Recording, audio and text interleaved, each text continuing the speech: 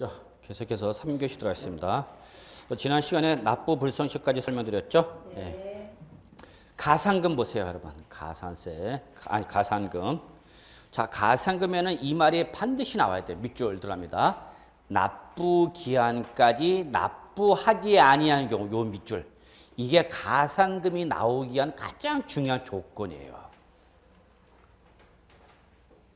그러니까 시험에 이렇게 나오는가? 세법에서 정하고 있는 의무를 이행하지 아니하였을 때 이때 부과하는 건 뭐다? 가산세.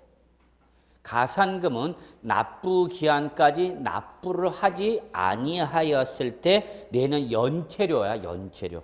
그래서 가산금 옆에다 적으세요, 여러분. 연체료를 말해요, 연체료. 가산금은 뭐다, 여러분? 연체료.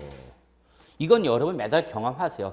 우리 고지서에 보시면은 고지서에 납기내 금액하고 그 밑에 납기 후 금액이 있죠, 여러분. 그럼 거기 보면 납기내 금액과 납기 후 금액의 차이가 발생한다고. 그 차이가 바로 뭐야, 여러분? 가산금 일종의 연체료예요, 연체료, 여러분. 그래서 연체료를 우리 세법에서 뭐라 한다, 여러분? 가산금이라 한다. 일반적인 용어로 뭐를? 연체료를 우리 세법 뭐라 한다? 가산금. 신고하시오. 그런데 신고 안 했다? 뭐가 부과된다? 가산세. 근데 신고를 안 했으니까 신고와 관련된 가산세라서 뭐른가? 신고 불성실 가산세. 납부하시오. 그런데 납부를 안 했다? 그러면 납부 불성실 가산세죠. 그러면 여기서 여러분 하나 봐. 아까 신고 기한까지 납부를 하지 않았다. 그러면 이건 어디로 가는 거야, 여러분? 가산세. 요거는 뭐로 가는 거야? 가산세야, 가산금이야? 요거를 보고 판단하셔야죠. 예. 신고 기한까지 신고하셔, 납부하셔. 근데 그걸 했다, 안 했다? 안 했어. 뭐를 안 했어? 납부를 안 했어. 그래서 뭐라 그러는 거야, 여러분? 납부 불성실 가산세라 그러는 거야, 여러분. 그런데 재산세나 지역 자원시설세나 종합부동산세는 보통징수 또는 뭐 정부 부가가세. 그래서 과세권자가 세액을 계산해서 여러분한테 뭘 보내준다? 고지서. 근데 그 고지서에 적힌 납부 기한 이내에 납부를 하지 않았다. 그러면 이건 어디로 가야 되는가? 요거는 뭐? 요거는 가산금으로 가야죠. 아하, 요 차이가 보여요? 예. 출제는 요런 거 좋아하는 거야. 그래서 이런 게 당장 시험에 나온 거고, 우리는 나올 거라 예상을 하고 있었고요. 그러면 차이점은 뭐야, 여러분, 여기? 요거죠. 둘 다 뭐는 안 했어? 그렇죠. 요거는 공통이죠. 공통인데 가산세와 가세금으로 나눠졌죠? 그러면 차이점을 보고 판단해야 되는 거죠. 아, 신고 기한까지 납부를 안 하면 어디로 가고? 납부 불성실 가산세. 고지서에 적힌 언제까지? 납부 기한까지 납부를 안 하면 어디로 가는가? 가산금. 구분되세요? 어렵지 않죠, 여러분? 네, 어렵지 않아요, 세법. 그냥 저랑 같이 편하게 나가세요, 여러분. 제가 강조하는 것만 잘 체킹해 두시면 돼요. 제가 감히 말하지만 세법을 저만큼 쉽게 가르치는 사람은 없다고 저는 감히 자부심을 갖고 있습니다. 제가 워낙 더럽게 어렵게 공부했기 때문에. 그냥 선생이 나와갖고 교수가 와갖고 그냥 읽어줘, 법조는. 읽어주고 니네가 알아서 하래. 맨날 교수는. 진짜 교수할까 그랬어. 쉽더라고, 교수는. 설명 안 해도 그냥 이거야. 그리고 리포트 제출해, 니들 알아서 공부해서. 구분되세요, 여러분? 저도 맨 처음에 이게 구분이 잘 안 됐어요. 아, 짜증나. 둘 다 뭐를 안 했는데? 납부를 안 했는데 어떤 때는 가산세로 가고 어떤 때는 가산금으로 가. 근데 요게 뭐에 따라서 달라진다. 요거를 확실히 얘기해 줬으면 금방 할 텐데. 이거를 나보고 알아서 판단하라는 얘기야. 가만 공부하다 보니까 아하, 요 놈 때문에 달라지네라는 게 이제 그 나중에 보이는 거죠. 그러니까 내가 아는 거니까 이거는 잊어 안 잊어? 절대 안 까먹죠. 공부도 그래야 돼. 일단은 제가 이렇게 잡아주지만 결국은 본인이 공부를 해서 요걸 가지고 이렇게 달라지는 거야. 그래서 여러분이 누구한테 여러분 공부할 때 있죠. 가장 효과적으로 공부하는 방법은 내가 오늘 뭘 배웠어? 민법 배웠어? 그러면 옆에 언니하고 같이 공부했던 내용을 뭐 하는 거야? 토론해보는 거야. 내가 설명을 하는 거야. 내가 남한테 설명하려면 알아야 돼? 몰라야 돼? 알아야 돼. 이게 내가 알고 있는 거하고 이걸 내가 말로 하는 거는 하늘과 땅 차이에요, 여러분. 근데 공인중개사는 여러분이 서비스업으로서 여러분이 고객한테 설명을 해야 돼, 안 해야 돼? 해야 되는 직종이야. 내가 그냥 알고만 있어야 되는 게 아니라 나는 이렇게 풍부한 지식을 갖고 있어. 나는 이렇게까지 전문 지식을 갖고 있어. 그걸 나만이 갖고 있으면 안 돼. 그거를 여러분이 고객한테 알아듣게끔 뭐 할 줄 알아야 돼? 쉽게 설명. 그게 여러분 이제 기술이야. 그런 거 할 줄 모르는 공인중개사 하지 말아야 돼, 그냥. 여러분 생각해봐. 공인중개사는 고객인 매도자, 매수자, 임대인과 임차를 놓고 거기로 인해서 발생하는 매매 계약이나 임대차에서 발생하는 법률상 이런 얘기를 다 해줘야 되잖아. 설명해줘야 되잖아. 쉽게. 내가 알고 있는 거하고 여러분 설명하는 건 달라요. 자, 여러분 구분되십니까? 납부 불손실 가산세, 가산금 구분되시죠, 여러분? 이건 인문 과정이지만 이거를 가지고 우리는 1년 내내 이거 공부하는 거예요, 여러분. 그러면 가산금은 여러분 크게 두 가지로 다시 나눠져요. 크게. 그래서 소위 말하는 이제 우리가 일반 가산금이라는 가산금이 있고요, 여러분. 요 가산금에다가 더해지는 뭐가 있냐면 중가산금이라는 게 있어요, 여러분. 그래서 법에는 일반이란 말이 들어가 있지가 않아. 그런데 요거를 뭐와 구분하다 보니까 중가산금과 구분하다 보니까 제가 뭐라고 붙인 거예요, 여러분? 일반 그런 거예요. 요거하고 구분시키려고. 법에는 요 말이 들어가 있지는 않아.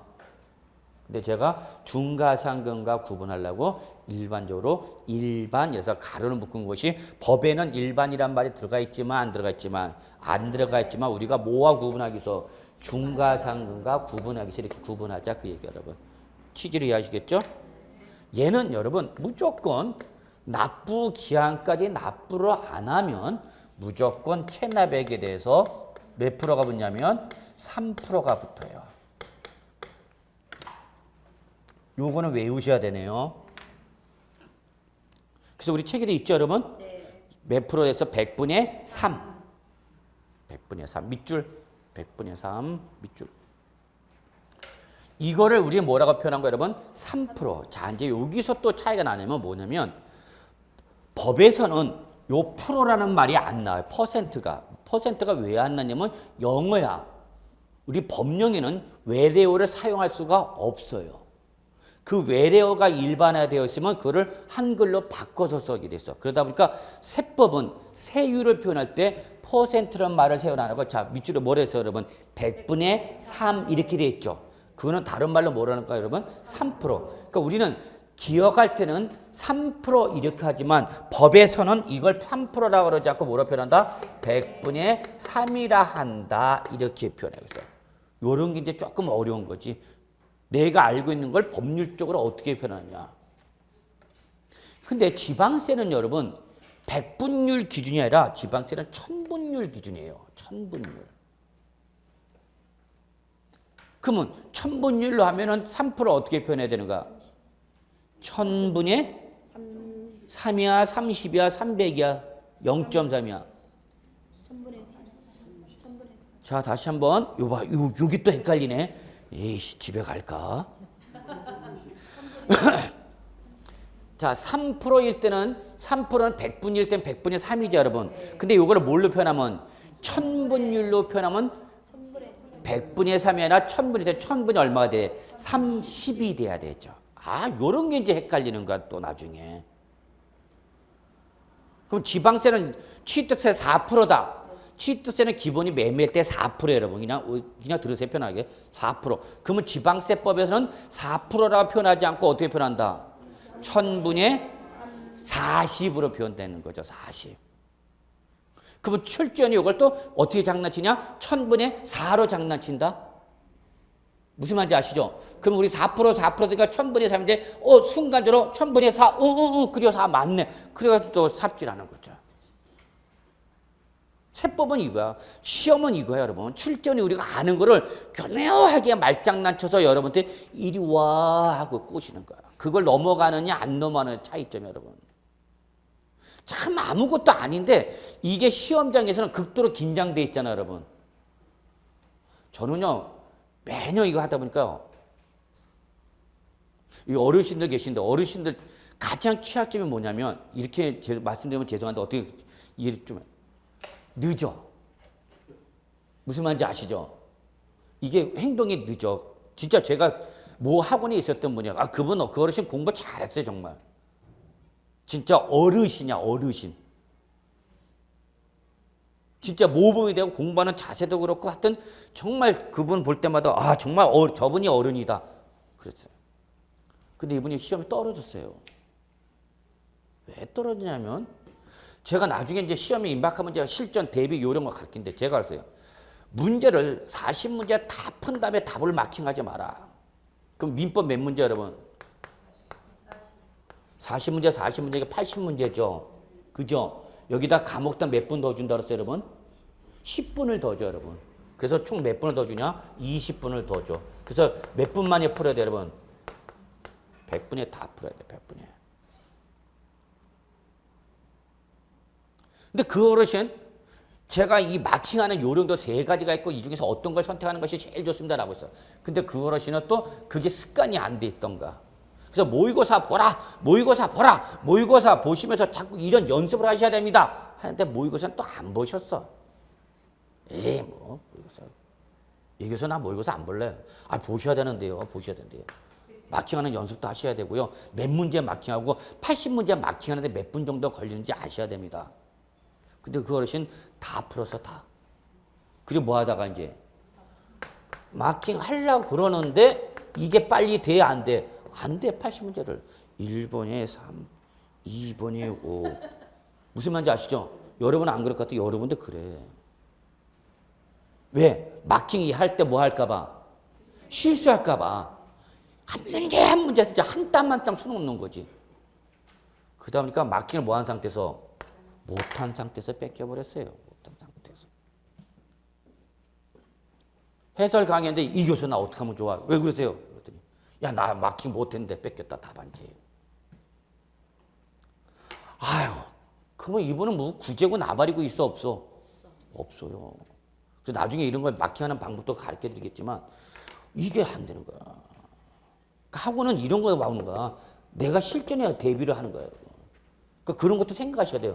모의고사 보셔야 돼요, 여러분. 모의고사 보시는 이유는 내가 마킹을 했을 때, 예를 들어서 80문제, 2차는 몇 문제, 여러분? 120문제죠? 120문제 마킹할 때 내가 몇 분 정도 걸리는 내가 알고는 있어야 될 거 아니야. 내가 마킹하는 시간을 알아야 될 거 아니야. 그래야 시험 끝나기 전에 몇 분 전에 최소한 이때부터 못 들어간다. 마킹 들어가야 된다. 문제 다 풀어지 못 풀어지 관계없이 무조건 그거 연습하는 거야. 모의고사 이런 거 연습하는 거야. 이게 쉬울 것 같아요, 여러분? 1, 2, 3, 4, 5. 우리 1년, 우리 한평소 이거 했죠. 마킹 연습했죠. 어떤 분은 이렇게 하고 또 여기다가 3번은 3번 아주 이쁘게 칠하고 있어요. 뭐 완전히. 그럼 이거 하나당 10초, 20초 걸리는 거죠. 이렇게 하면 안 돼요, 여러분. 자, 이런 걸 저는 이제 얘기를 할 텐데. 자, 여러분 다시 한번 얘기합니다. 가산금은 체납액이 몇 프로? 여러분 무조건 3%. 단 주의하라. 법률적으로 표현할 때 이거를 3%라고 그러지 않고 어떻게 표현한다? 100분의 3이라 한다. 주의하셨죠, 여러분? 자, 그러면 여기서 하나 우리 알아둘 게 이거 있네요. 체납액이 뭐예요? 써져 있어. 뭐가? 납부가 연체된 세액. 그래서 체납액이라는 거야. 이해하시겠죠, 여러분? 근데 여러분 시험에서는 얘가 장난치는 게 아니라 얘를 갖고 장난쳐요. 얘가 나오면. 자, 여러분 중과상금 체킹해 두셔야 돼요. 가상금은 중과상금이 중요해요. 출제는 반드시 가상금 물어보면 여기서 장난쳐요. 어디서 장난칠 거 예상해야 돼. 얘는 조금 어려운 말로 표현해서 여러분 뭐라 하냐면 조건부 중첩적 규정이라고 합니다. 여러분.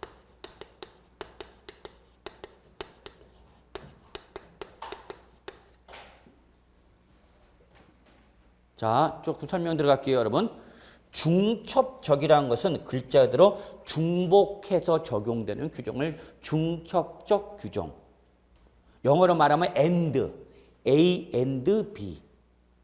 요거와 대응되는 게 뭐냐면 선택적 규정. A 또는 B. 이해하셨어요, 여러분? 그럼 얘는 선택적 규정이야, 중복적 규정이야? 중복적. 그래서 이거를 조금 어려운 말로 뭐라는가? 중첩적 규정. 그러면 얘도 적용하고 얘도 적용한다는 얘기야. 그렇죠? 그래서 중가상금은 가상금이 어떻게 하는가? 더하라 그 얘기야. 중가상금은 가상금이 어떻게 하는 거다? 더하는 거야. 그런데 여기 써져 있네. 뭐라고 됐어? 일정한 조건이 충족됐을 때만. 무조건이 아니라 조건이 실현됐을 때, 충족됐을 때만. 시험에서는 요게 중요해요, 여러분. 이때 이 조건이 뭐냐 이걸 봐야 돼. 조건. 이게 제일 중요해. 일단 첫 번째 중요한 건 조건부. 요걸 잘 봐야 돼, 여러분. 이 조건은 여러분 국세냐 지방세냐에 따라서 달라지네요. 아씨.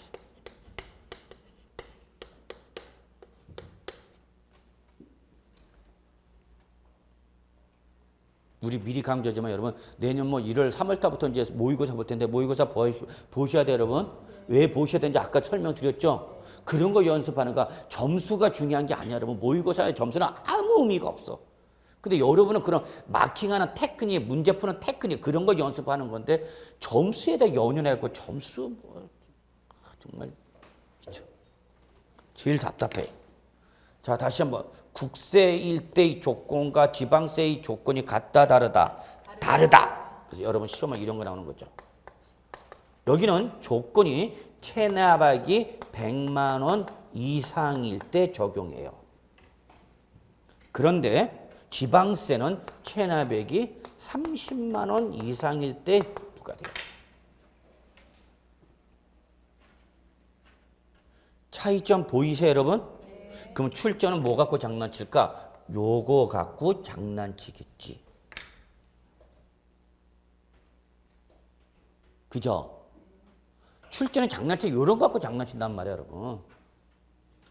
이거 갖고 장난 안 쳐, 이런 거 갖고. 이거 뻔히 알 텐데, 수험생이?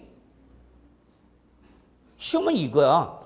그러니까 여러분 공부할 때 자꾸 제가 이거 봐라, 이거 봐라, 요게 나온다, 요런 걸 잘 봐라. 그거 강조하는 거야, 여러분. 출제는 이거 갖고 장난친다고. 그러면 이때 적용한다고 그랬죠, 여러분? 그러면 거꾸로, 법에서는 어떻게 되냐면 이 금액이 뭐 할 때는 미만일 때는 적용한다, 안 한다? 네, 안 한다라고 돼 있어.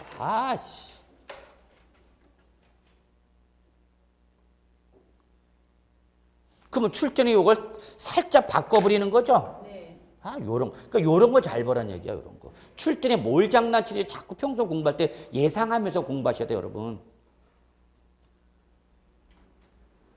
그 시험에 이렇게 하죠. 국세일 때 체납액이 100만 원 미만일 때는 적용하지 아니한다. 그럼 맞는 말이야, 틀린 말이야? 자, 국세인 경우 체납액이 100만 원 미만일 땐 중과상금을 적용하지 아니한다. 맞는 말이야, 틀린 말이야? 맞는 말이죠. 지금 제가 뭐 얘기하냐면 우리가 평소 기억할 때 뭘 적용했지만 적용하는 경우를 외우고 있었는데 출전에 적용하는 경우를 물어보면 우리가 외운 대로 물어본 거니까 쉽게 맞히는데 이 출전은 우리가 외운 대로 물어보지 않고 살짝 돌려서 물어봐. 이 말은 같은 말이야, 다른 말이야, 여러분? 이상일 때 적용한다고 그랬으니까 미만일 때 적용하냐. 같은 말이야, 다른 말이야? 같은 말이죠, 본질적인 내용은. 그렇죠? 그럼 우리는 어떻게 외웠다고? 이상일 때 적용한다 이렇게 외워놨단 말이야. 근데 출전에 이상일 때 적용한다 이렇게 물어보면 괜찮은데 미만일 때는 적용하지 아니한다 그러니까 순간적으로 헷갈리는 거지. 순간적으로 뭐와 뭐가 헷갈려? 이상과 미만일 때. 적용과 제외가 이런 걸 잘 보셔야 돼요, 여러분. 평소 공부할 때. 우리가 몰라서 틀리는 거는 몇 개 없어요, 여러분. 진짜 여러분. 문제지를 받아서 내가 공부를 안 해서 틀리는 건 지극히 몇 문제 안 됩니다. 공부를 하고 내가 다 알고 내가 공부했는데도 틀리는 거. 이게 이제 시험이야. 그래서 여러분 중과상가 무슨 규정이라는 거 잊지 마세요. 조건부 중첩적 규정이다. 이게 첫 번째 조건이에요. 이걸 통과하면 그 다음부터는 그래 어떻게 계산할 거냐 그 얘기야 이제. 역시 얘는 뭐를 기준으로 해서 체내백을 기준으로 해서 곱하기 1000분의 12. 아씨. 몇 프로예요? 몇 프로냐고 물어봤잖아. 응? 12%야? 1.2%야? 0.1%야? 응. 1.2%야. 참 시험이 있죠. 어떻게 보면 별것도 아닌 것 같고 장난쳐서 사람을 아주 이상하게 만든다. 여러분은 기억할 때 뭐로 기억하고 있다가 1.2%로 기억하고 있는데 시험에서는 1.2% 그러지 않고 뭐라고 표현한다고? 1000분의 12로 표현한다고. 그러면 여러분 맞는 말이다라는 걸 알아야 되는 거죠. 어이 틀렸네. 1000분의 12가 아니라 1000분의 1점이지. 1점인데 왜 10이야? 스키. 틀렸어. 그분이 틀렸죠?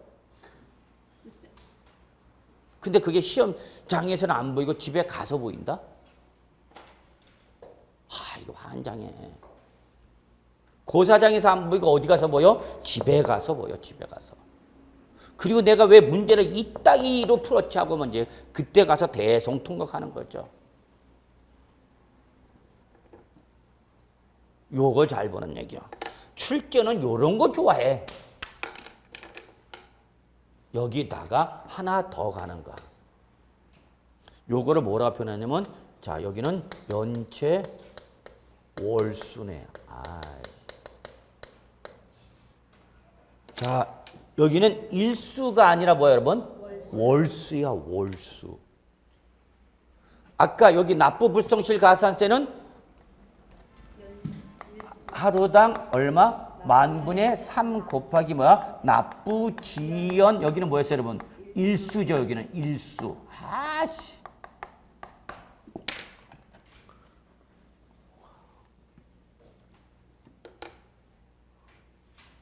그러니까 여러분이 공부할 때 이런 걸 명확하게 구분을 안 하면은 계속 틀리는 거야. 문제 나올 때마다.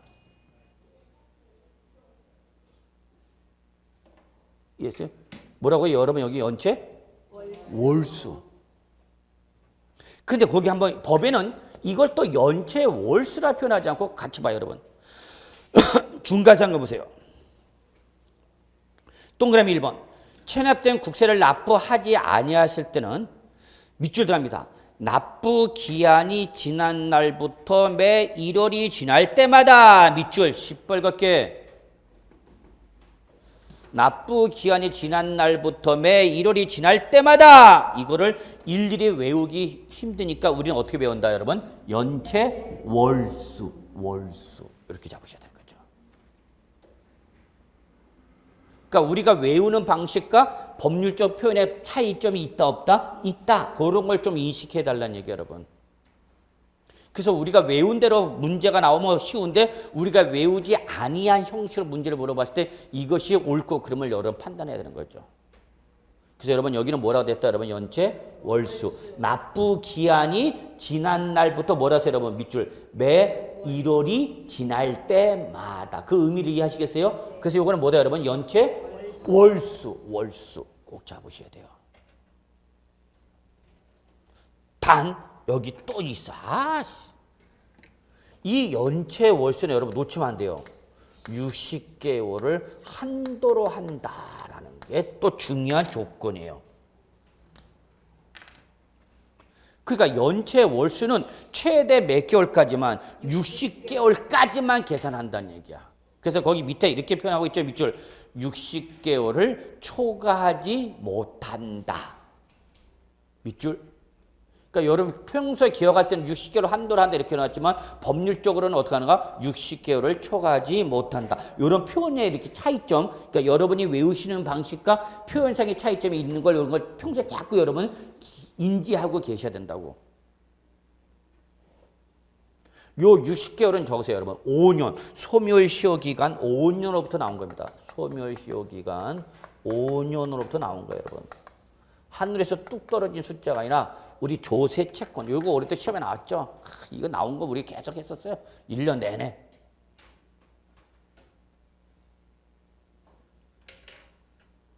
개정됐기 때문에 나올 수 있다. 잡아라.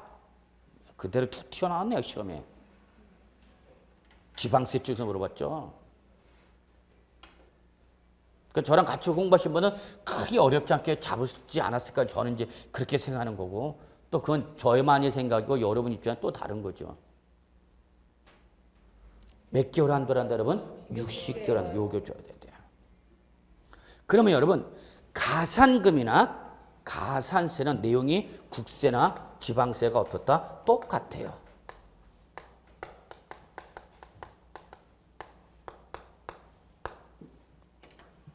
지방세 가면은 지방세 이 말이 또 나와요, 여러분. 근데 여기는 뭐라고 표현하는 거야? 지방세. 우린 지금 여기 뭐 하고 있어요, 여러분? 국세. 그래서 국세나 지방세나 기본적으로 내용은 어떻다? 같다. 근데 차이점은 여기서 하나 봤어요, 가산금은. 아, 요게 차이점이죠.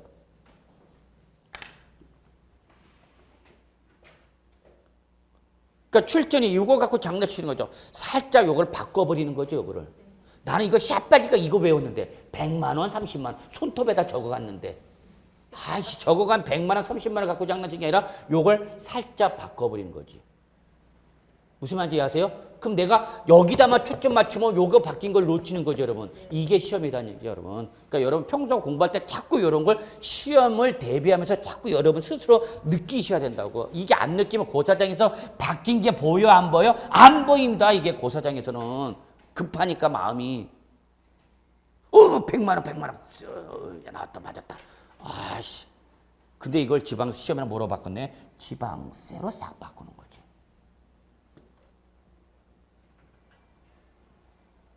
제가 지금 뭐 얘기하는지 여러분이 충분히 이해하시리라 믿습니다. 됐습니까, 여러분? 예. 네. 그런데 마지막 하나 더 볼 거 있어요, 여러분. 거기 3번에 보시면 우리가 이제 심오한 내용은 또 나중에 하고 3번에 밑줄 국가나 지방자치단체, 지방자치단체 조합 밑줄. 자, 우리 세법을 공부할 때 여러분 있죠? 국세, 지방자치단체 또는 지방자치단체 조합이란 말이 나오면 여러분 뇌리에 뭐가 떠올라야 되냐면 적어놓으세요. 과세권자. 다시 한번 우리 세법을 공부할 때 거기 써져 있잖아. 국가나 지방자치단체, 지방자치단체 조합 있죠? 여러분 밑줄 쳐놓고 이 말이 나오면 세법에서 이 말이 나오면 우리는 뭐로 떠올려야 된다? 과세권자로 떠올려야 된다고. 계속 나와. 이 말 계속 나와. 세법 공부할 때. 국가, 지방자치단체란 말이 나오면 국세의 가세권자 국가, 지방세의 가세권자 지방자치단체. 왜 나왔다? 과세권자를 나왔다는 게 뇌리에 딱 떠올라야 돼. 이게 떠올르면 시험에 맞추는 거, 안 떠오르면 그러면 자기가 자기한테는 가산세, 가산금을 때린다, 안 때린다? 안 때리겠죠. 자기가 자기한테는 나쁜 놈 하면서 자기가 자기를 막 때려 자학하는 거죠. 놓치면 안 되죠. 이런 것도 시험에 나와 실제. 당연한 말인데도 이제 이걸 못 잡는 거예요. 이해 기본이 약하신 분들은.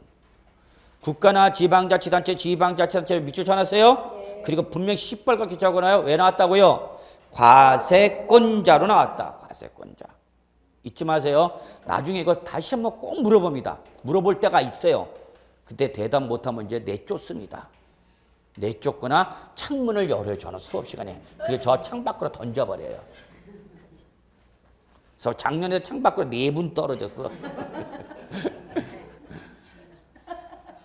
응? 2층이라 괜찮아? 떨어질 만해? 자, 놓치면 안 돼요, 여러분. 정말 제가 강조하는 거예요. 국가나 지방자치단체 또는 지방자치단체 조합이란 말하면 우리 세법에서 뭐가 떠올른다? 과세권자. 그러니까 과세권자 자기가 자기한테 세금을 가산세나 가산금을 때릴 일이 있다 없다? 없다. 잊지 마세요. 그것만 기억해 두세요, 여러분. 됐어요. 넘어가죠. 됐어. 아씨, 어려운 거 끝났다. 자, 이제 284조 여러분. 원천징수란 말 나왔죠, 여러분? 예, 옆에다 하나 줘세요. 뭐라고 써요? 지방세는 요거를. 지방세는 원천징수라고 그러지 않고 뭐라 써요, 여러분? 특별징수. 원천징수란 말 다 알잖아요, 여러분. 자, 9번 옆에 세무공무원 있죠, 여러분? 자, 세무공무원이 나오면 땡땡 옆에다 적어놓고 국세의 과세권자가 딱 떠올라야 돼. 국세의 과세권자가 딱 떠올라야 돼, 여러분. 외우실 필요는 없어요, 여러분. 거기 밑에 있는 거 다 외우라는 얘기 아니야. 그냥 세무공무원은 뭐다? 과세권자로서 나오는 거죠. 과세권자. 자, 그 다음에 정보통신망과 전자신고라고 했죠, 여러분. 정보통신망 옆에다 적어놓으세요, 여러분. 인터넷. 아, 요즘은 참 좋아요. 뭐로 다 해요, 여러분? 인터넷. 세무서 갈 필요 있어, 없어? 없어요. 옛날에는요, 여러분, 신고 기한이 되면요, 세무서 가고 줄 서야 돼요. 줄 서야 돼요. 다 그날 오니까. 우리는 세금을 여러분, 미리 내, 딱 기한에 내. 딱 마지막 날 내. 왜? 미리 내봐야 네, 공제해 주는 게 없어. 그러니까 다 세금은 언제 낸다? 기한에 내. 그러니까 기한에 나만 가, 다 그러나. 다 그러니까 줄 한참 서 있죠. 근데 요즘은 갈 필요 없어. 뭐로? 인터넷으로 다 하는 거. 예.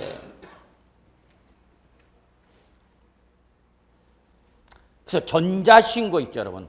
뭐를 신고하라? 인터넷으로 신고하라 그래요. 옆에다 적으세요, 여러분. 국세일 때는 여러분 적어놓으세요. 홈택스. 아까 제가 말씀드렸었죠, 여러분. 네, 홈택스 꼭 적어놓으시고요. 나중에 여러분 사업자가 아니라도 여러분 이거 홈택스에 가입하셔갖고요. 가입하시면요. 여러분 우리 매일 물건 살 때 뭐 내죠, 여러분? 현금 영수증 하죠. 그거 여러분 나중에 정보할 때 연말정산 때 공제받을 수 있죠, 여러분. 그게 제대로 신고됐는지 안 됐는지 내가 확인해야 되죠. 이런 거를 홈택스 들어가셔갖고 그날 저녁 보시면은 또는 그 다음날 보시면 내가 어제 뭐뭐 썼다는 거 다 나와. 그래서 여러분 저는 이거 꼭 가입하세요 라고 말씀드리고 싶어요. 홈택스. 단 요거 가입할 때는 세무서 가서 공인 인증하셔야 돼요. 그냥 아이디로만 가입하면요 실제 일반적인 내용만 보고 구체적으로 내에 관한 정보는 못 봐. 그 이거 가입하면 내가 여태까지 소득세 어떻게 신고되고 어떻게 되는지 다 나와. 꼭 기억해 두셔야 돼요. 그리고 나중에 세금 문제가 공인중개사가 되거나 그랬을 때 또는 일상생활 과정에서 세법, 세금 문제가 발생했을 때 여러분 국세청 사이트 들어가셔갖고 여러분이 국세청 들어가면 여기 다 나와 있어. 그래서 여기 들어가시는 게 제일 좋아요. 국세청. 그러면 여러분 공인중개사가 되셨을 때의 상속 문제, 증여 문제, 양도소득세 문제 다 여기 나와 있어. 정말 좋은 점. 이런 거 해야 돼. 이 콘텍스는 맨날 몰카 이런 거나 보지 말고. 국세청이 여러분, 예. 일반적으로 국세청이 뭐라고 하냐면 텍스 서비스. 예, 그 국세청 아니야. 국세청 홈페이지는 nts.go.kr. 근데 영어 도메인 안 넣어도 돼. 그냥 한글로 국세청 하면 다 나와. 한글 도메인으로. 여러분 요거는 꼭 좀 알아두십시오. 세금 문제는 어디 간다 여러분? 국세청으로 가십시오. 국세청. 제가 지방세는 갑자기 까먹어갖고 기억이 안 나는데 그 다음에 하나 더 여러분이 우리 실무나 공부하실 때 여러분 다 뭐를 배우는 거예요 여러분? 법을 배우시는 거죠. 법률의 주무부서가 어디예요? 법제처예요. 여기에 yemo.leg.go.kr 역시 한글 도메인으로 법제처에도 들어가야 돼요. 여기 가입하셔갖고 여러분 회원으로 가입하시면요 매일 우리나라 법의 법률, 시행령, 시행규칙, 행정규칙, 입법예고, 재정, 개정, 폐지 다 여러분한테 문자로 보내죠. 이렇게 좋은 제도가 있어요. 저는 솔직히 여기 매일 봅니다. 법제처에서. 왜? 세법은 언제든지 바뀌었으니까. 또 특히 부동산 공법 수시로 바뀌죠. 징그럽게 바뀝니다. 징그럽게 1년 내내 바뀌어. 시도 때도 없이. 그거 여러분 일일이 다 찾아다니기 힘들어. 이거 딱 가입하시면은 다 와요 연락. 메일로. 야 요즘은 진짜 좋죠. 옛날에 이거 다 수작업했어. 개정 자료 이런 거 얻으려면 과세관청에 기획재정부 쫓아가갖고 주무관 담당 만나갖고 싸바 해갖고 좀 이거 하나 복사 좀 해주세요. 해갖고 복사 그것도 더럽게 팅팅거리는 거 좀 그거 갖다 놓고 공부하고 맨날 색깔. 요즘은 인터넷 가봐 자료 다 나오죠. 그리고 여러분 공부하다가 어려운 용어, 법률 용어 옆 사람한테 물어봐. 옆 사람도 몰라. 내가 모르면 옆 사람도 몰라. 씨. 그 언니가 대답하면 그거 이빨이야.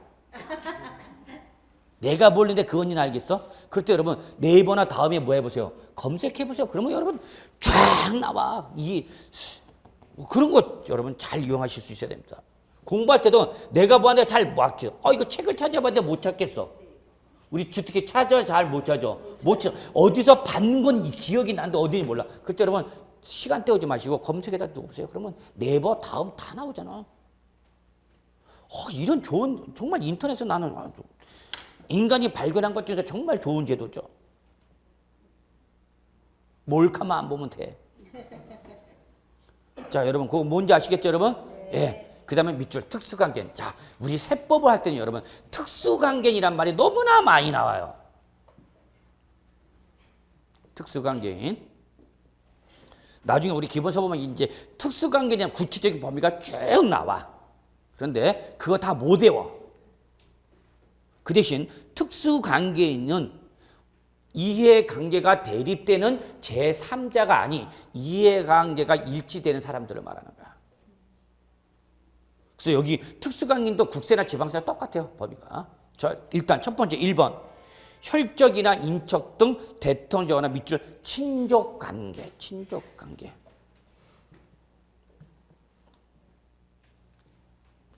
대표야. 특수관계의 대표야, 대표. 혈적이 뭐야, 여러분? 피로 맺어진 사이야, 피로 맺어진 사이. 우리 집 핏줄이야. 인척은 뭐야? 이거 봐. 그렇죠. 혼인으로 맺어진 사이죠. 혼인. 혈적 저거 피. 혈적은 뭐? 피로 맺어진 사이. 인척은 혼이에요. 이때 혈적은 절단이 돼요, 안 돼요? 안 돼요. 혈적은 피는 한번 내피면 이건 내 피야. 물론 항상 전제 조건은 그 피가 정확하다면. 내 자식인 줄 알았는데 남이 보니까 나의 자식이 아닐 수도 있다.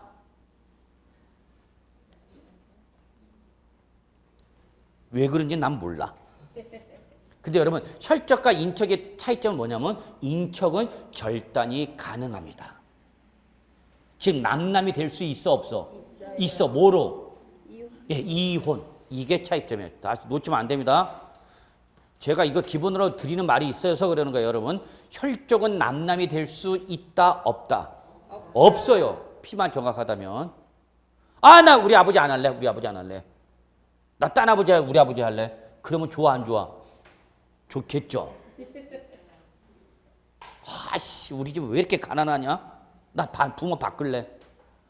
내 자식이 왼수 같은 놈이 공부 더럽게 못해. 이 새끼 누구 닮아서 이렇게 공부 안 하는지 미치겠어. 이 새끼 맨날 게임이나 하고 있고. 그때 저쪽 엄친하다가 바꿀 수 있어? 없어? 바꿀 수만 있으면 좋을 텐데. 무슨 말인지 아시죠? 그러나 인척은 뭐가 가능하다?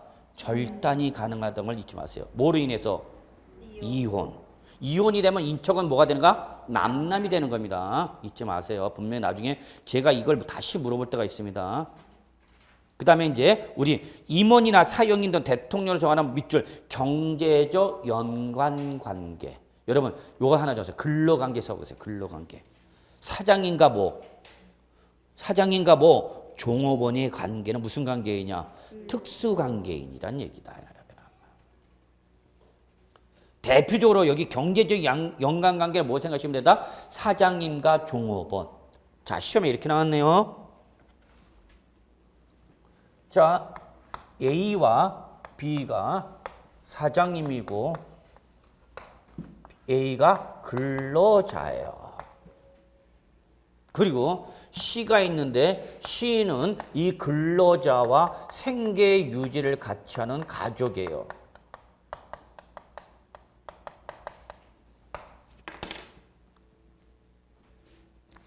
그러면 A와 B는 무슨 관계이네요?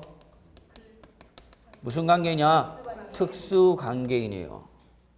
A와 C는 특수 관계이네요, 아니에요? 왜 아니야? 특수 관계이지.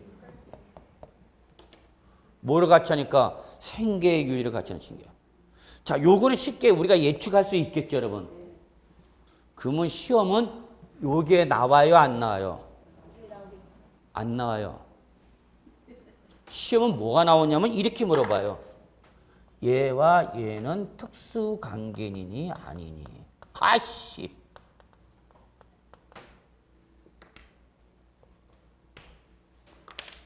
시험에 최근 문제입니다. 얼마 안 됐어요. 한 10년, 4, 5년 됐나? A와 B는 근로자와 무슨 관계니까? 사장님이니까 여러분 추론할 수 있겠죠? 특수관계니까. 사장님이 시키면 시킨 대로 해야 돼, 안 해야 돼? 해야 되잖아, 여러분.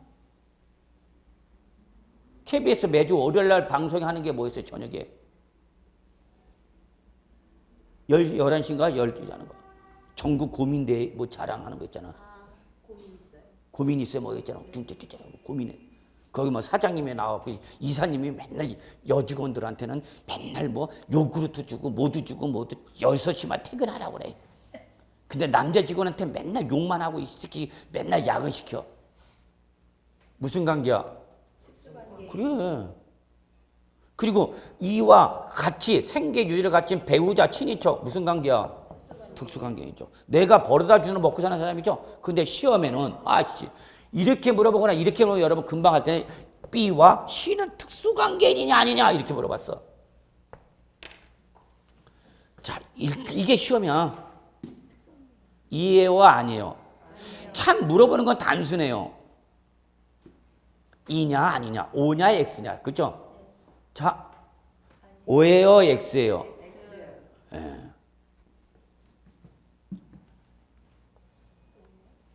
O입니다. 특수관계입니다. 왜 그럴까요? 얘가 준으로 먹고 사는 거죠. 그럼 이 사람과 이 사람도 친인 특수관계입니다. 이런 말이 있는데 여러분 여자 계급은 누구 쫓아가는가? 남편 계급 쫓아가는 거죠. 군대 우리 군대 남자분은 다 아실 거예요, 여러분. 대대장 사모는 자체가 대대장이야. 중대장 사모는 중대장이야. 계급이 정해져 있어. 그 대대장 사모와 중대장 사모부터 누가 이겨? 그거와 똑같아요, 여러분. 대대장 사모가 오늘 김장한댄다? 괜히 그 김장한단 말을 왜 나한테 했을까?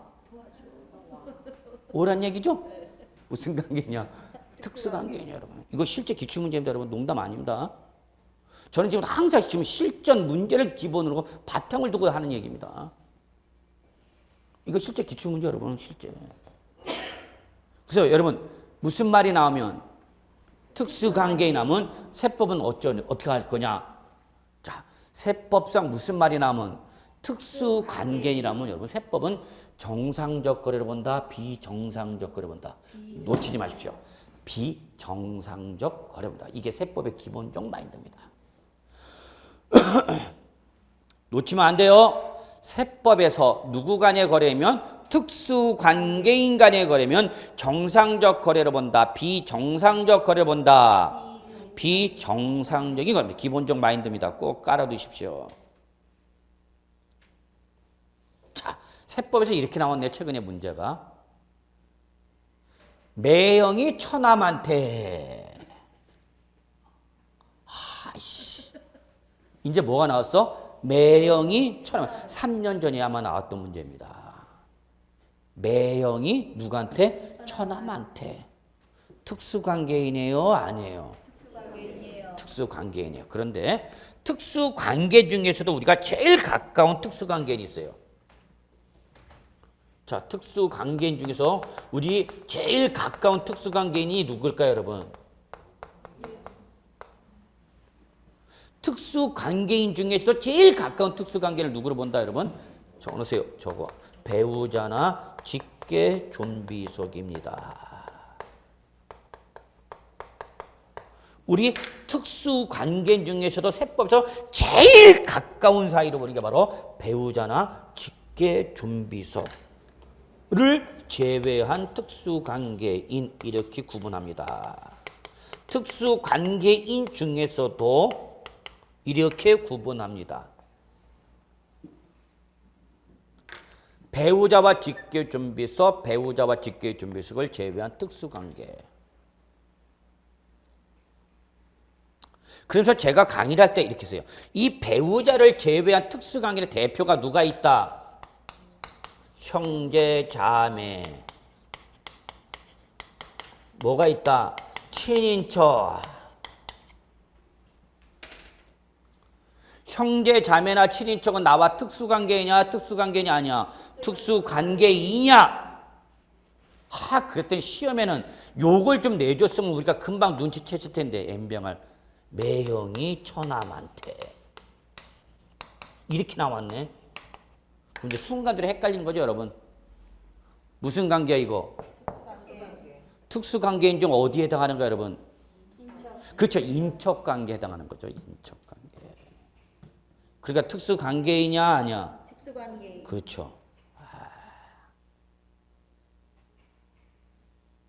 최근에 이렇게 났습니다. 제가 평소 강의할 때 특수관계인이 혈족 중에서도 친인척 중에서도 배우자와 직계준비속과 배우자 직계준비속을 제외한 특수관계를 구분하실 수 있어야 되고요. 이때에 이 배우자나 직계준비속을 제외한 특수관계의 대표가 뭐다 여러분? 형제, 자매, 친인척 등을 꼭 기억해 두셔야 돼. 시험에 이거 나오지 않고 요게 나올 줄 누가 알았어? 그러니까 출전에 항상 저를 예의주시하고 있어요.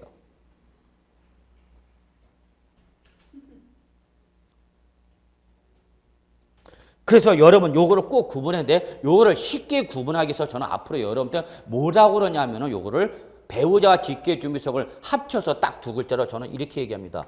왼수. 적어 놓으셔야 돼요. 왼수라고. 안 적어? 우리 집안만 그러나 보네.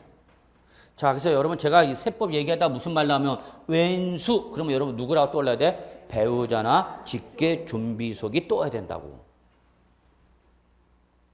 직계존속, 직계비속이 뭔지는 아시죠? 네. 이 말 꼭 기억해 두셔야 돼요. 우리 세법에서는요. 특수관계인 중에서도 배우자 직계존비속인 왼수냐 왼수 외의 특수관계냐에 따라서 또 달라져요. 에이씨 집에 가자. 나 못해 먹겠다? 네, 그러면 이제 하지 말아야 되는 거야. 왜? 고객이 돼갖고 고객이 와서 여러분한테 이걸 물어보는데 고객이 와서 물어봐. 자 이렇게 물어봅니다. 이렇게 봅시다. 여러분 그냥 편하게 돼서 어차피 이거 양도소득세 가서 다시 설명드릴 거지만 요거 하나 알고 갑시다. 우리 오셨으니까 기본 강의일 때 입문 강의일 때 이런 거 참 이럴 때나 얘기가 하기가 편해요. 자 제가 세법을 강의할 때 항상 이 그림을 많이 그립니다. 특히 양도소득세에서는. 자, 갑이 취득했어요, 여러분.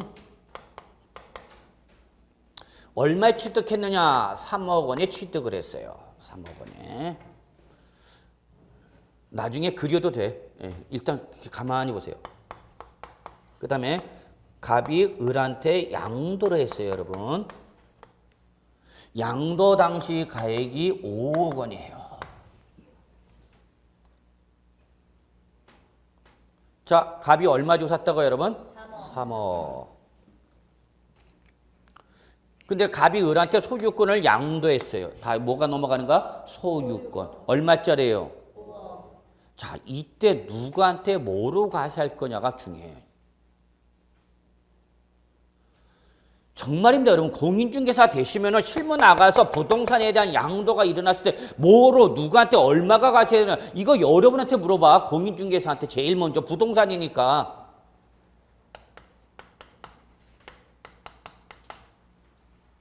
그러면 여기서 누구한테 뭐를 과세할 거냐를 판단하셔야 되는데 이때 판단 근거는 뭐냐면 이 양도하는 과정에서 대가를 받았니 안 받았니가 이 분필 좀 바꿔라. 이 대가를 받았니 안 받았니가 제일 중요합니다.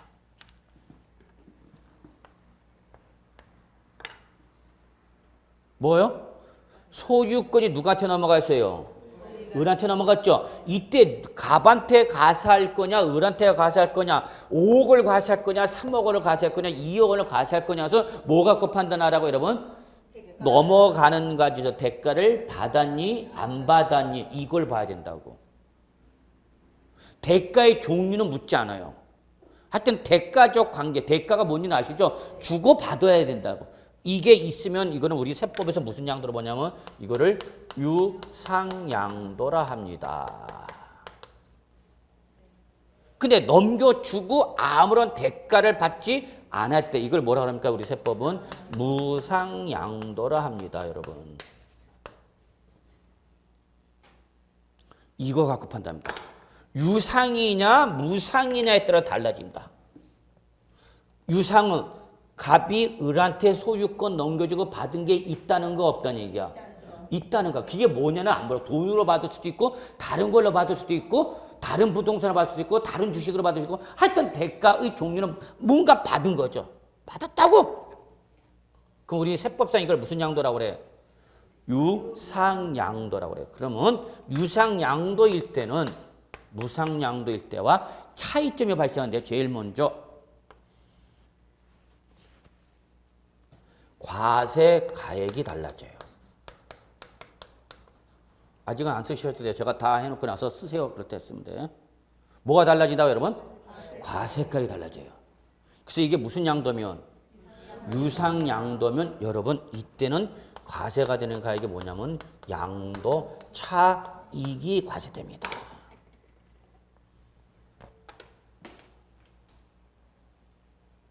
양도차익은 얼마야? 다, 이 세법이 이렇게 어렵지 않아요, 여러분. 자, 어려운 거 아니야? 갑이 얼마 주고 사서? 3억 주고 사갖고, 얼마 팔았다는 얘기, 여러분? 5억. 그러면 이때 과세가 되는 가액은 뭐에 대해서 과세한다? 양도 차익. 얼마에 대해서? 예, 2억 원에 대해서 과세하는 거야. 요 사례 따르면 얼마예요, 여러분? 2억만 과세되네. 어렵지 않죠, 여러분? 그런데 무상양도 대가를 받았대 안 받았대? 안 받았대. 그러면 이때는 여러분 양도 당시 가액 전액이 과세됩니다. 바뀌는 게 보여요, 여러분? 이게 보여야 돼. 이게 보일 줄 모르면 게임은 끝난 거야, 세법은. 집에 가야 돼. 공인중개사 못 해먹어 그러면 세법 모르면 에이 세무사한테 물어보면 되죠. 세무사가 네 종이냐? 세무사는 그냥 가르쳐주냐고. 세무사가 여러분 상담해보세요. 여러분 세무 상담해보세요. 뭐 받아요? 아 당연히 상담료 받습니다 여러분. 변호사한테 법률 상담해보세요. 당연히 소송 걸기 이전에 법률 상담하고 상담료 받아요 안 받아요? 받아요. 이상한 소리들 하고 있어 자꾸. 난 그런 얘기하는 실무사, 공인중개사가 제일 싫어. 그런 사람 때문에 공인중개사 대접을 못 받아 사회에서. 얼마 여기는? 얼마예요? 5억 원이단 말이야. 여러분 과세되는 가액이 지금 달라지고 있죠? 달라지고 있는 게 보여요? 예, 보여야 돼요. 그러면 이 유상양도의 가장 전형적인 거래가 뭘까요? 그렇죠. 매매입니다. 매매가 전형적인 유상양도의 대표입니다. 그럼 무상양도의 대표적인 거래가 뭘까요? 그렇죠. 증여와 뭡니까? 상속이죠. 잊으시면 안 돼. 이건 지난번에 했죠? 상속과 증여가 나오면 반드시 여러분 뇌리에 뭐가 떠올린다? 무상 떠올린다서 무상. 증여나 상속은 무상이라는 게 제일 먼저 떠올라야 돼. 그러면 증여와 상속의 차이점은 뭐랬어? 상속과 증여의 차이점은 뭐랬어? 상속은 언제 이전해 주는가? 죽은 다음에. 이걸 우리 법으로는 그렇게 표현하면 돼요? 안 돼? 안 돼. 너 죽은 다음에 주는 거야, 임마. 그러면 그 사람 좋겠냐고. 사후. 좀 있어 보이죠? 사후 무상 이전. 그러면 증여는 생존 무상 이전. 그러라 그래 했는데 이게 놓치면 안 돼. 증여는 뭐고 여러분? 생존시 무상이전. 상속은 사후의 무상이전. 한마디로 재산을 주는 사람이 눈을 뜨고 있으면 뭐로 가고? 증여. 두 눈을 감으셨습니다. 상속. 그러면 제가 이거 지난 시간에 설명드렸죠? 했어 안 했어? 했어. 상속일 때, 증여일 때, 우리 배우자가 아닐 때 증여는 얼마까지 공제해 준다 그래서 6억. 기억하라고 그랬는데 시합 빠지게 얘기했구만. 입에 거품 불면서. 했죠 지난 시간에. 배우자가 아니에는 얼마까지는 6억 원까지는 증여세 부담이 있다고 없다고? 없다고. 증여재산까지 6억 공제도 꼭 기억하랬어. 몇 년 단위? 10년. 한 번 6억 공제받으면 10년 이내에 증여해서 더 이상 공제해준다 안 해준다? 안 해준다. 그래서 제가 여러분한테 결혼하자마자 얼마 넘겨받고 6억 넘겨받고 몇 년 단위로? 10년 단위로 증여받으셔야 됩니다. 그랬어. 했습니까? 했습니다. 비록 상속세와 증여세는 시험법은 아니지만 여러분이 반드시 알아야 되고 누구나 한 번은 다 경험해야 되는 일입니다. 증여는 경험 안 할지 몰라도 상속은 경험합니다.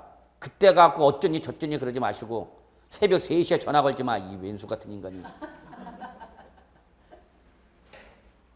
부모님 상당했는데 지금 형제 자매가 묶어. 저 오늘 뭐 했어? 장례치느라고. 근데 국외에서 온 사람도 있고 지방의 사람도. 그래서 오늘 상속 문제한다고 3시에 전화 왔어. 연병을. 어떻게 알았는지 희한하게 알아갖고. 제가 등록된 전화 아니면 안 받는데 새벽에 온 전화니까 불안해갖고 안 받을 수가 없어. 그래서 받았더니 교수님 저 상속세 좀 문제 상담하려고 전화드렸는데 이씨. 여러분 보여요 차이점이? 네. 자 그럼 여러분 느끼셔야죠. 매매면 얼마만 가셔야 돼요? 얼마만 가셔야 돼요? 2억. 증여하면 얼마 가셔야 돼요? 그럼 여러분 딱 이거네. 갑각 을이 소유권을 넘겨줄 때 매매 계약서 썼을 때와 증여 계약서 썼을 때 과세가격이 달라지죠. 그걸 느끼란 얘기 여러분. 그러면 5억짜리 부동산을 매매 계약서 쓰면 얼마만 가셔야 되고? 2억. 증여 계약서 쓰면 5억. 구분되시죠? 그러면 똑같은 5억짜리를 계약서의 형태에 따라서 과세가격이 달라지는 게 보여요? 네, 보이셔야 됩니다. 또 하나가 있어요. 누가 내느냐가 중요합니다.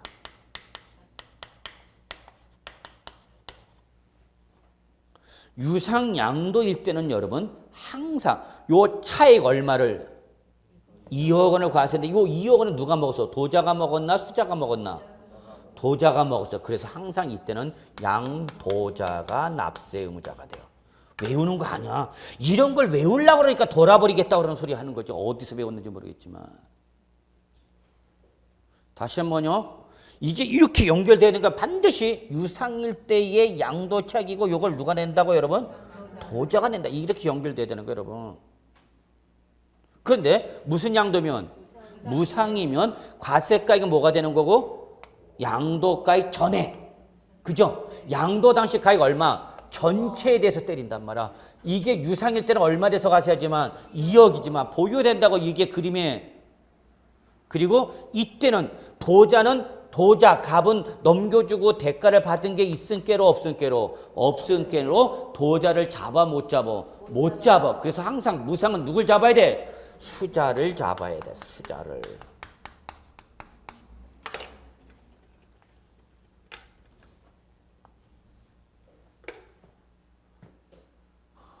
이거 꼭 보이셔야 됩니다, 여러분. 자, 부동산 5억짜리를 갖고 계신 부동산 5억짜리를 갖고 계신 고객이 와갖고 여러분한테 상담하는 거죠. 매매 계약서 3, 증여 계약서 3. 어떤 계약서에 따라서 과세가액과 납세 의무자가 달라진다는 게 보이셔야 됩니까? 안 보이셔야 됩니까? 보여야만 됩니다. 그러면 증여해서 재산을 무상 취득한 자를 뭐라는 거예요, 여러분? 증여해서 재산을 무상 취득한 사람이 누구랬어? 수증자. 상속해서 재산을 취득한 사람이 누구랬어? 이거 지난 시간에 했죠? 이 지난 시간 세법 빠지면 안 돼. 증여로 준 사람을 뭐래 그러면?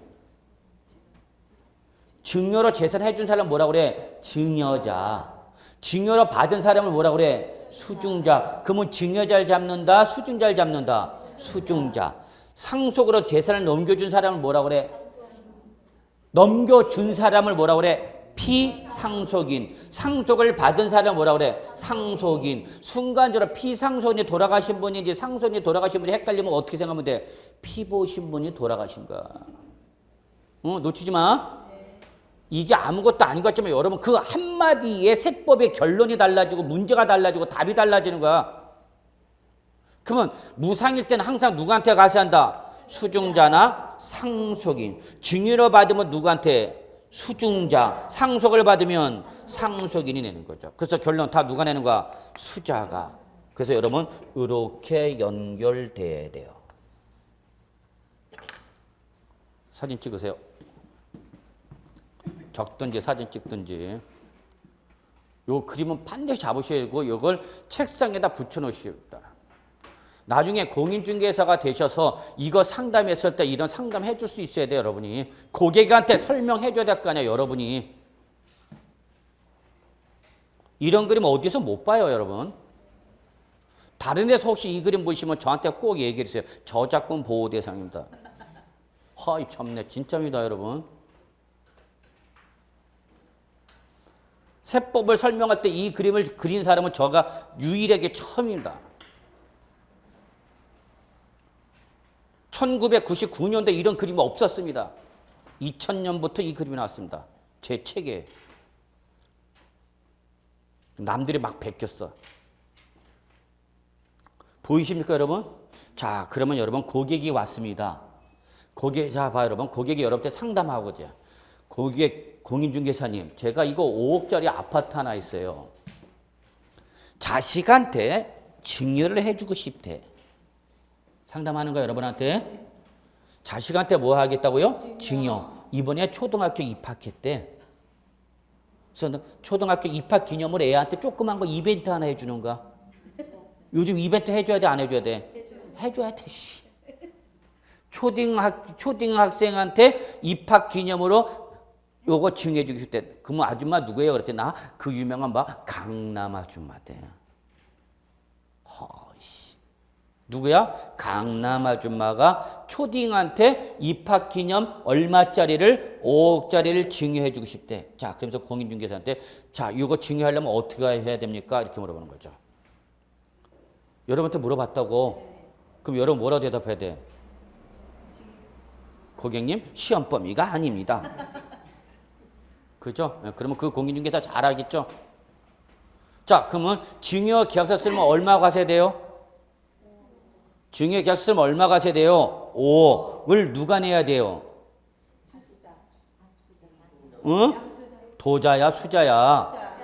수자 누가 내? 아들이 내야 되는 거죠? 아들 제가 뭐라 했어요? 방금 전에. 제가 아들 뭐라고 표현했는데? 초딩이라고 얘기했어요.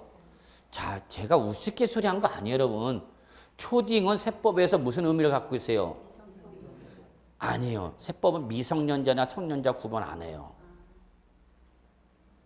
세법은 세금을 낼 능력이 있니 없니를 따지죠, 여러분. 세법은 성년의 미성년자 안 따집니다. 그걸 아셔야 돼요, 여러분.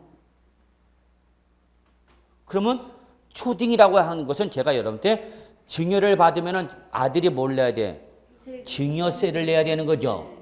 그죠? 근데 누가 받았어?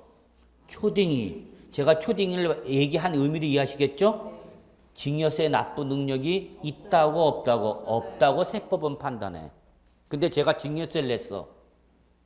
그러면 우리 세법은 초딩이 낸 걸로 보는 것이 아니라 누가? 강남 아줌마가 내준 걸로 본다고. 이걸 세법에서는 추정한다 그래. 누가 내줬다? 강남 아줌마 엄마가 증여세를 대납한 걸로 추정합니다. 그러면 그 대납해준 증여를 또 하나의 증여로 봐서 또다시 증여세를 과세합니다. 이해하셔요? 아주 중요한 말이 이거 나중에 양도소에서 다시 한번 설명을 드릴까? 그림에도 나오는데. 이거 공인중개사에 다 여러분 상담할 줄 알아야 되지. 제가 초등이란 말을 왜 하는지 아셔야 되겠죠? 세법에서 무슨 말이 나면 학생 그러면 세법에서 시험 문제 무슨 말 나면 학생 그러면 걔는 세금 납부 능력이 있다고 보는 거 없다고 보는 거 없다고 보는 거. 우리 세법은 걔가 미성년자냐 성년자가 중요한 게 아닙니다, 여러분. 그러면 아들 명의로 증여세가 부과되고 그 증여세를 애가 냈어. 증여세를 냈어. 초딩이. 그러면 세법은 어떻게 한다고? 본인 낸 걸로 본다. 엄마가 대납해 본다. 엄마가 대납해 준 걸로 본다. 그러면 엄마가 대납해 준 뭐를? 증여세를 또 하나의 뭐로 봐서? 증여로 봐서 뭘 때린다? 증여세를 또 때려. 이해하셨어요, 여러분? 예. 그러면 그 또 증여세 때리는 걸 누가 내? 또 엄마가 내겠지. 그러면 또 증여로 봐야 되겠죠. 그러면 계속 무한으로 가는 거죠. 제로가 될 때까지. 그래서 몇 번만, 한 번만. 알아두셔야 된다. 여러분 이거 진짜 세법 중요한 기본적 개념입니다. 그러면 여러분 같으면 증여를 계약서 쓰라고 해야 돼? 매매계약서 쓰라고 해야 돼? 매매계약서 써야지. 매매계약서. 매매계약서면 과세가액이 얼마고? 2억이고. 그리고 누가 내? 엄마가 내죠. 도자가 엄마가 되는 거니까. 이해하셨어요, 여러분? 자, 그러면 세금 문제, 증여 문제가 발생하지 않죠. 그렇죠? 네. 그러면 이때는 여러분 무슨 계약서 쓰라고 그래야 돼? 매매 계약서 쓰시죠 그랬죠. 그러면 세법은 이거를 인정을 안 해줘요. 누구 간의 매매면? 잘 봐야 돼. 아니야. 특수관계가 아니라 왼수지간이에요. 기억해 두셔야 돼요. 누구 지간에? 왼수. 왼수는 누구를 말하면서? 왼수는 누구를 했어? 배우자와 직계중기소. 그러니까 오늘 딱 집에 가는 순간, 딱 보는 순간 무슨 말 나왔다? 왼수! 그래야 돼. 저녁에 아저씨 오면, 왼수 왔어? 그래야 돼. 세법상 용어야. 또 우리 선생님이 너 왼수라고 그러더라, 이 스키야. 그러지 말고 세법상 용어야. 자, 그래서 그러면 증여계약서 쓰지 말고 무슨 계약서 쓰자? 매매계약서. 그런데 그 매매계약 당사자가 누구면? 왼수면. 자, 보세요. 세법은 증여로 추정해버립니다. 기억해 두셔야 돼요. 다 시험 문제 나와 연결돼. 취득세, 양도소득세 그때 다 이런 말 나와.